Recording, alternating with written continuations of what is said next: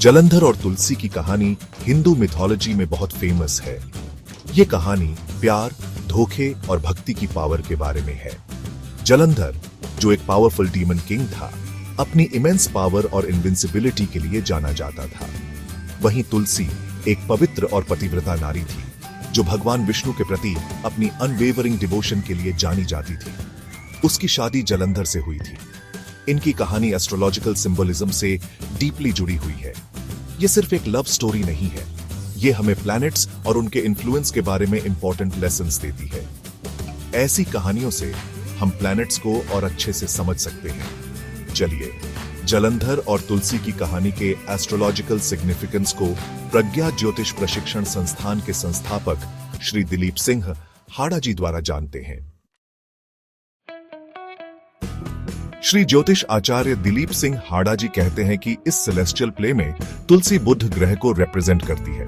जैसे बुध इंटेलिजेंस और कम्युनिकेशन के लिए जाना जाता है, वैसे ही तुलसी अपनी विजडम और डिवोशन के लिए जानी जाती थी। और ज्योतिषाचार्य दिलीप सिंह हाड़ा जी ने कहा कि बुध प्यूरिटी और राइचसनेस से भी एसोसिएटेड है, और ये क्वालिटीज तुलसी ने भगवान विष्णु में अपनी अनवेवरिंग फेथ के थ्रू दिखाई। तुलसी माता के कैरेक्टर में बुध का इन्फ्लुएंस साफ दिखता है। वो अपने हस्बैंड और अपने भगवान दोनों के प्रति डिवोटेड है। उसके एक्शंस उसके प्रिंसिपल से ड्रिवन है। बिल्कुल बुध की तरह वो इस ड्रामा में एक इंपॉर्टेंट रोल प्ले करती है।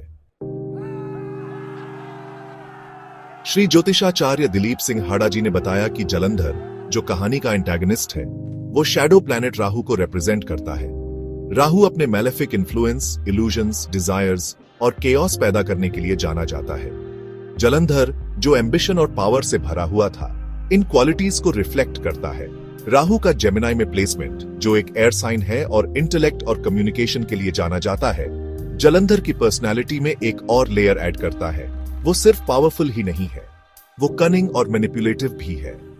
जेमिनाई का इन्फ्लुएंस उसे एक स्किल्ड कम्युनिकेटर बनाता है, जो दूसरों को अपनी बात मानने के लिए इन्फ्लुएंस कर सकता है। राहु की पावर और जेमिनाई के इंटेलेक्ट का ये कॉम्बिनेशन जलंधर को एक फॉर्मिडेबल फोर्स बनाता है। सेक्शन 4, राहु की उच्च राशि ताकत और उसके नतीजे।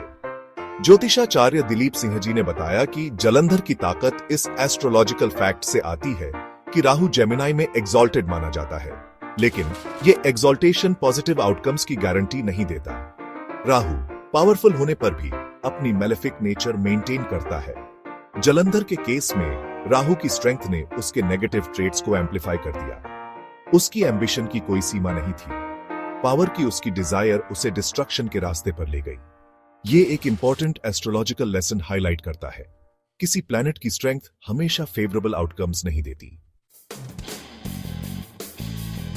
सेक्शन 5, दैवीय हस्तक्षेप, विष्णु और शिव की भूमिका। कहानी में तब मोड़ आता है जब भगवान विष्णु और शिव इंटरवीन करते हैं। वो उन फोर्सेस को रिप्रेजेंट करते हैं जो सबसे पावरफुल नेगेटिव इन्फ्लुएंसेस को भी सबड्यू कर सकती हैं। विष्णु, जो पालनहार हैं, जलंधर के इनविंसिबिलिटी के इल्यूजन को तोड़ते हैं। शिव, जो संहारक हैं, अंत में उसे वैंक्विश करते हैं और कॉस्मिक ऑर्डर रिस्टोर करते हैं।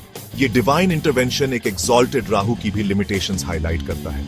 कोई भी फोर्स, चाहे कितनी भी स्ट्रांग हो, विष्णु और शिव, जो प्रेजर्वेशन और डिस्ट्रक्शन की अल्टीमेट फोर्सेस को रिप्रेजेंट करते हैं, कि कंबाइंड माइट का सामना नहीं कर सकती।